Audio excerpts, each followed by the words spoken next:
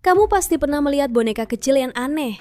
Wujudnya seperti monster, lucu tapi juga agak menyeramkan, dan bertanya-tanya, mengapa mereka mau beli barang kayak begini?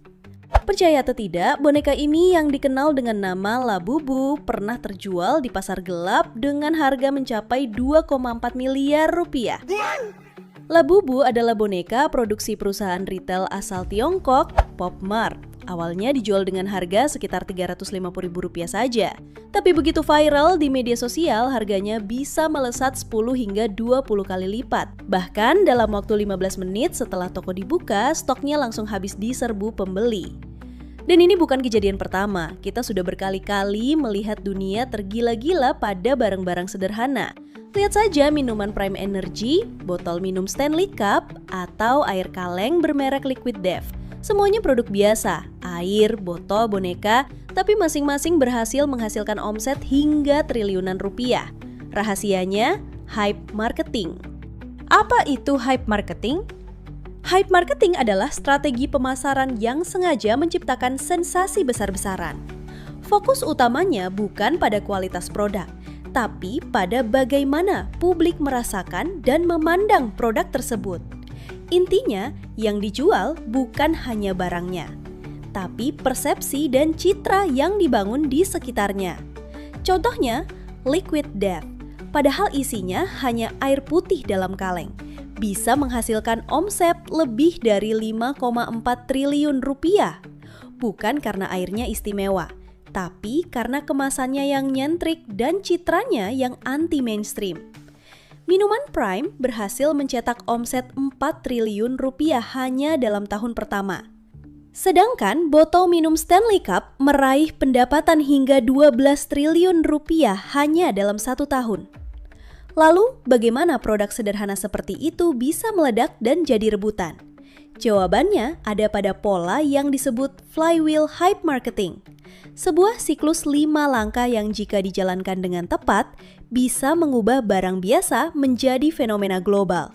Dan menariknya, strategi ini bisa diterapkan siapa saja, asal tahu cara mainnya. Setiap tren besar selalu berawal dari satu momen kecil yang memicu rasa penasaran massal. Dalam kasus Labubu, percikan itu muncul pada April 2024 saat Lisa dari Blackpink memposting foto dirinya sedang memeluk boneka Labubu. Tidak ada iklan besar, tidak ada papan reklame mewah, hanya satu unggahan Instagram yang langsung membuat boneka ini jadi tren global. Contoh lain datang dari Stanley Cup. Seorang pengguna TikTok merekam mobilnya yang terbakar abis, tapi ada satu benda yang tetap utuh, botol Stanley miliknya. Dan lebih mengejutkan lagi, es batu di dalamnya masih belum mencair. Video itu viral, dan dalam waktu singkat, Stanley yang sebelumnya cuma dianggap botol minum biasa, langsung berubah jadi simbol daya tahan luar biasa. Lalu ada Prime, minuman olahraga yang meledak lewat kolaborasi dua YouTuber terkenal, Logan Paul dan KSI. Mereka punya gabungan lebih dari 40 juta pengikut. Saat mereka memperkenalkan Prime sebagai minuman resmi UFC, produk ini langsung melejit jadi bagian dari gaya hidup anak muda. Setelah percikan pertama muncul, langkah berikutnya adalah memastikan api itu terus menyala. Caranya? Bukan dengan iklan besar-besaran, tapi dengan mendorong orang-orang untuk ikut menyebarkan cerita secara sukarela. Contohnya, boneka Labubu dijual dalam bentuk blind box. Artinya pembeli tidak tahu versi mana yang akan didapat sampai kotaknya dibuka. Unsur kejutan inilah yang mendorong orang untuk membuat video unboxing dan membagikannya ke media sosial. Dan karena ada rasa penasaran di dalam setiap pembelian, video-video ini jadi sangat menarik untuk ditonton. Hal yang sama terjadi pada Prime. Botol kosongnya bahkan disusun rapi di rak kamar, seolah jadi pajangan kebanggaan. Begitu pula dengan Stanley Cup. Para pengguna, terutama ibu-ibu dan wanita muda, tidak hanya menggunakan botol ini, tapi menjadikannya bagian dari identitas online mereka.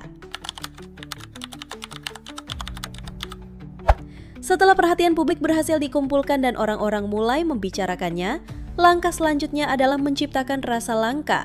dan membuat orang merasa mereka bisa ketinggalan momen jika tidak ikut membeli sekarang juga. Inilah yang disebut efek FOMO, Fear of Missing Out, rasa takut tertinggal tren. Pop Mart, produsen Labubu, tidak memproduksi bonekanya secara massal. Mereka merilis dalam jumlah terbatas dan dalam waktu-waktu tertentu. Akibatnya, banyak penggemar rela antre berjam-jam di depan toko, bahkan sejak malam sebelumnya, hanya demi mendapat 1 atau 2 kotak. Begitu kelangkaan berhasil diciptakan dan permintaan membludak, tahap berikutnya pun muncul secara alami, pasar sekunder. Boneka Labubu yang awalnya dijual sekitar Rp350.000 di toko resmi, kini bisa ditemukan di pasar online atau komunitas kolektor dengan harga jutaan rupiah. Bahkan, ada satu edisi langka yang pernah terjual dalam lelang seharga Rp2,4 miliar. Ini bukan lagi sekedar mainan, tapi sudah dianggap barang investasi. Fenomena yang sama terjadi pada Prime. Di toko resmi, satu botol dihargai sekitar Rp30.000, tapi di pasar gelap, terutama saat hype-nya sedang tinggi, harga satu botol bisa melonjak hingga Rp150.000 atau bahkan jutaan rupiah, tergantung edisinya. Langkah terakhir adalah menjadikan produkmu lebih dari sekadar barang, melainkan simbol gaya hidup. Disinilah sebuah tren bukan hanya viral sesaat, tapi mulai mengakar dalam keseharian orang-orang. Produk yang berhasil mencapai tahap ini tidak lagi sekadar dibeli, tapi juga dipakai untuk menunjukkan identitas diri. Lihat saja bagaimana Labubu tidak berhenti di boneka saja. Pop Mart sebagai produsen mulai membuka toko pop-up di pusat perbelanjaan mewah, menjalin kerjasama dengan merek-merek besar seperti Harry Potter, DC Comics, dan Minions, hingga meluncurkan berbagai aksesori bertema Labubu. Begitu juga dengan Prime. Produk ini tidak berhenti sebagai minuman olahraga. Logan Paul dan KSI, dua tokoh yang membangunnya, sukses menjalin kerjasama besar dengan UFC, WE, dan klub-klub sepak bola ternama. Lalu ada Stanley Cup yang mulai berkolaborasi dengan tokoh besar seperti Post Malone dan bahkan Lionel Messi. Sayangnya, tidak semua produk hype bisa bertahan lama. Prime misalnya mencetak penjualan besar di tahun pertama, tapi pada akhir 2023 penjualan di Inggris anjlok 70% dan di AS turun 40% pada paruh pertama 2024. Fidget spinner adalah contoh ekstrim lainnya. Tahun 2017 penjualannya menembus 7,9 triliun rupiah, tapi setahun kemudian menghilang begitu saja. Kebalikannya, lihatlah Nike Air Jordan. Diluncurkan tahun 1985, sepatu ini sekarang menjadi merek bernilai 82 triliun rupiah per tahun. Bahkan 40 tahun kemudian, hype-nya tidak memudar. Kenapa? Karena Jordan bukan hanya sepatu, tapi simbol. Lewat teori psikologi bernama Social Identity Theory, kita tahu bahwa orang butuh merasa menjadi bagian dari kelompok. Air Jordan menjadi simbol status, budaya hip-hop, dan representasi kebanggaan komunitas kulit hitam di Amerika. Mereka bukan hanya membeli sepatu, tapi membeli keanggotaan dalam sebuah budaya. Labubu, Prime, dan fidget spinner mengajarkan satu hal: mudah mencuri perhatian, tapi sulit bertahan lama. Karena ketika hype sudah mati, hanya cerita yang akan tetap hidup.